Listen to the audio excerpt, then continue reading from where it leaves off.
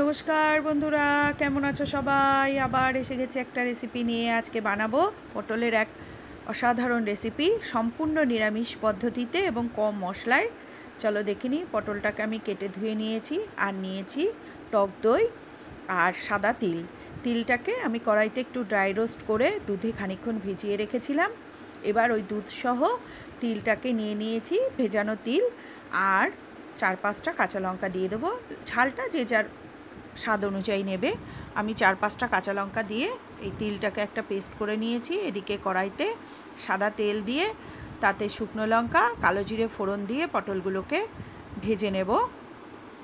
এই রান্নাটায় হলুদ দিই না, হলুদ দিলে ভালো লাগে না।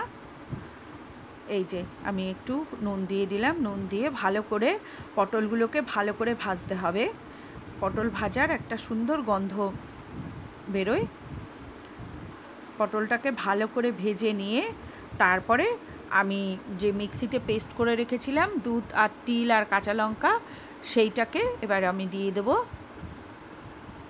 এই যে আমি তিলটাকে একটু রোস্ট করে নিয়েছিলাম, ড্রাই রোস্ট করে।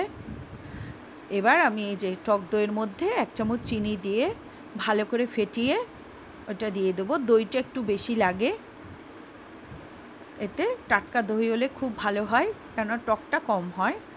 এইবার আমি এই তিলের পেস্ট আর দই দিয়ে পটলটাকে ভালো করে কষিয়ে নেব। এই রান্নাটাই খুব কম মশলায় খেতে খুব ভালো লাগে। আর তিলটা শরীরের পক্ষে সত্যিই খুব ভালো, মানে পোস্তর বিকল্প হিসাবে এটা ব্যবহার করা যায়। আর গরমকালে তিলের রান্নাটা শরীর ঠান্ডাও করে। বন্ধুরা, আমার চ্যানেলটা যদি ভালো লাগে তাহলে একটু লাইক ও সাবস্ক্রাইব করে দেবে, পাশে থাকা বেল আইকনটা প্রেস করে দেবে। তোমাদের সাহায্য ও সহযোগিতা খুব দরকার, তাহলে আমি আরও সামনের দিকে এগিয়ে যেতে পারবো। এই যে পটলটা আমার কষানো হয়ে গেছে। এবার ওর মধ্যে সামান্য একটু জল দিয়ে দিলাম, দিয়ে একটু নাড়িয়ে চাড়িয়ে আমি খানিকক্ষণ ঢেকে রেখে দেব। একটু ঢেকে করে নেব। পটলগুলো প্রায় সিদ্ধ হয়ে গেছে, তবু 2-1টা পটল একটু শক্ত আছে। এই যে এবার দেখো ঝোলটাও আমার শুকিয়ে গেছে এবং পটলটাও হয়ে গেছে। এই পর্যায়ে কারোর যদি ধনেপাতা থাকে ধনেপাতা দিয়েও সার্ভ করতে পারো।